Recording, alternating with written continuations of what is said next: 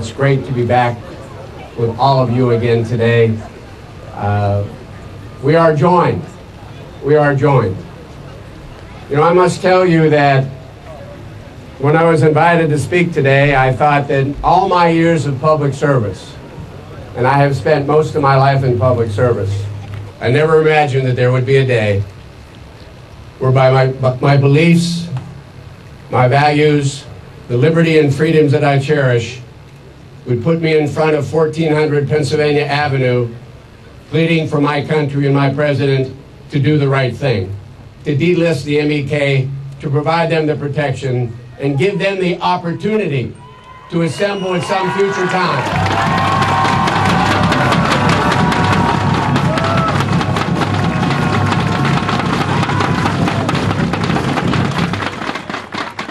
To give them the opportunity at some future time in the streets of Tehran to do the same thing they're doing in the streets of Washington, D.C. Democratic protest.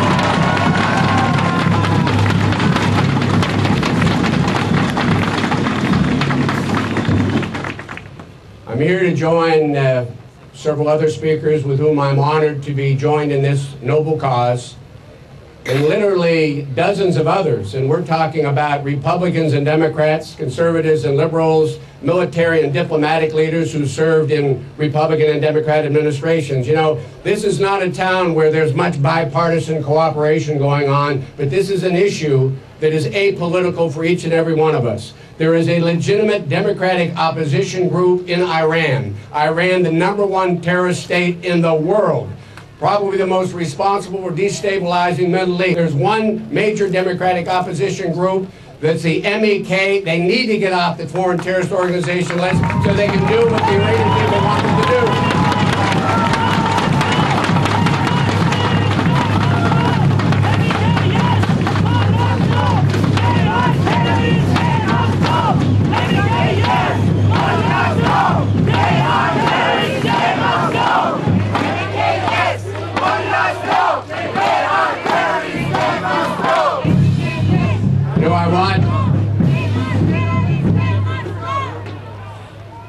We gather here in a very peaceful demonstration because we're concerned that if we don't do the right thing, the 3,400 unarmed residents, men and women, mothers and fathers, brothers and sisters, whom the United States of America pledged to protect when they surrendered their weapons back in 2004.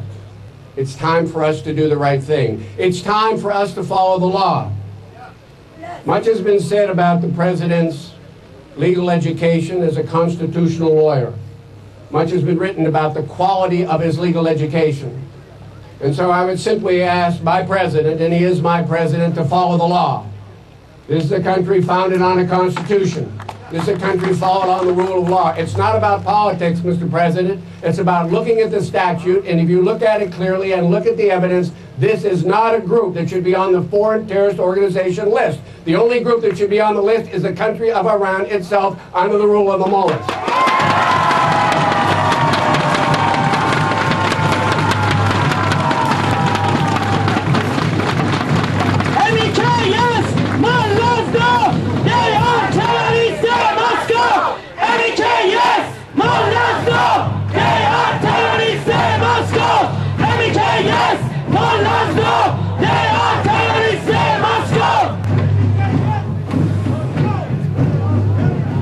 I say to my president that the law is clear.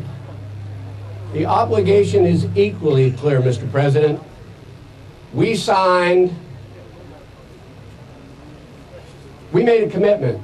We signed promises to these residents that we would provide protection for them. And our United States military did that until the change in status of forces agreement, and we gave that responsibility to the Maliki government. They have failed to live up to their responsibility, and in doing so, we have failed to live up to our commitment to the people of Camp Ashraf. It is undeniably morally bankrupt for us as a country to make a promise to keep people safe and secure and then fail to deliver on that promise. The obligation is clear, Mr. President. We must delist the MEK, call for the Security Council of the United Nations to provide the protection that they need, call on the Maliki government to extend beyond the December 31st deadline the opportunity for these individuals to continue to live in Camp Ashraf until they can be repatriated. And Mr. President, you need to know this. You need to know this, Mr. President. The failure of this country for 15 years to negotiate some kind of arrangement with Iran is known to the world. This has not worked as a ploy. The notion that somehow by putting 3,400 people at risk to improve our bargaining position with the government of Iran has failed miserably. Look what happened a couple of weeks ago. Well, less than 10 days ago, we found an audacious plan for the Iranian government, probably going to the highest levels of the government, to assassinate foreign ambassador in the United States in a Washington restaurant, not only killing the ambassador, but killing American citizens. You cannot negotiate with Iran. What you need to do.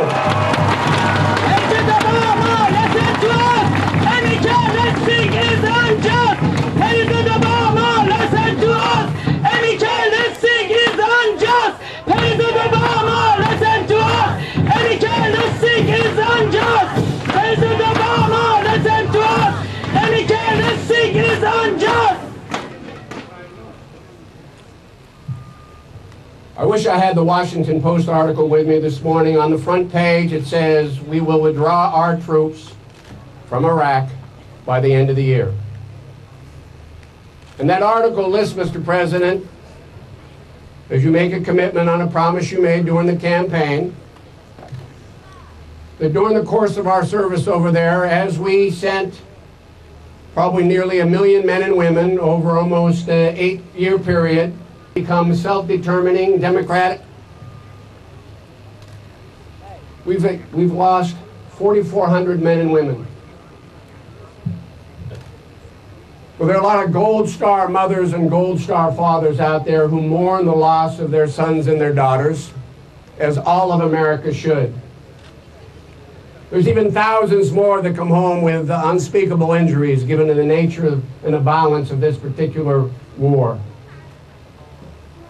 But the one consolation that I believe and I hope in my heart as a former soldier myself that the mothers and fathers of the dead and the wounded can take is some kind of measure to believe that their sons and daughters' sacrifice was not in vain. And we hope that that has brought Iraq to a place in the community of nations where there is respect for other nations and respect for our value system. There is one glaring, horrible, unspeakable picture in Camp Ashraf, north of Baghdad, where the same government that we've sent thousands to die for and spent trillions of dollars has not lived up to the promise of America, not lived up to the promise that we committed to these people of Camp Ashraf. How can we possibly as a country look a mother and father in the eye who's lost a son or a daughter in that country and say their sacrifice was worthwhile when we let this government, the Maliki government, on 2 occasions go in to kill 36 innocent, defenseless people? Mr. President, it's time to act. Delist the MEK, give them the protection we promised, and do it now. Time is running out.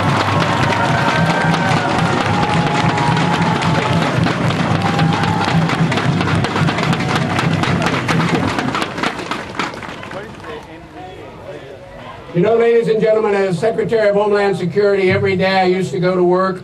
Before I got to the White House, we gave us a list of threats.